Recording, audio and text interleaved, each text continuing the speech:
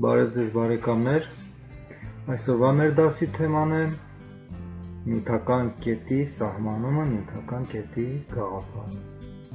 Ինչպես գիտենք, կինեմատիկան ֆիզիկայի այն բաժինն է,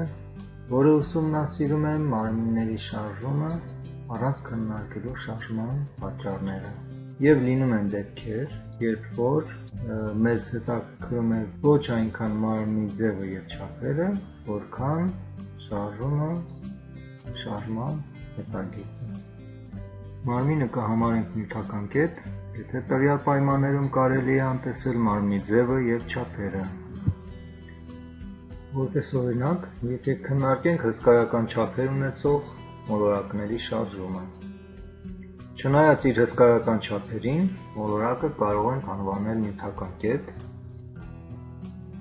քանի որ նրա գծած հետագծի երկարությունը անհամեմատ ավելի մեծ է, քան իր չափերը։ Մինչդեռ նույն մոլորակը իհարկե չի կարելի անվանել նյութական կետ, եթե օրինակ քննարկում ենք ավտոմեքենայի շարժումը երկրագնդի վրա։ Իսկ իրեն ավտոմեքենային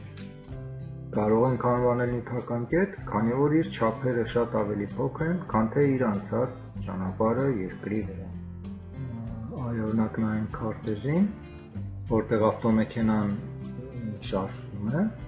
եւ տեսնում ենք, թե նրա գծած հետագծի երկարությունը ինչքան ավելի մեծ է, քան իր չափերն են։ Մեքենան կարելի է համարել նյութական կետ։ Սակայն, եթե օրինակ մենք քննարկենք ավտոմեքենայի կայանելը ավտոկայանում, իհարկե չենք կարող մեքենային անվանել նյութական կետ, քանի որ չենք կարող անտեսել նրա չափերը։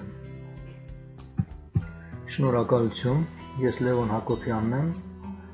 լայքեք, եթե ձեզ հետաքրքիր էր, և հետևեք խնդրեմ իմ հաղորդումներին։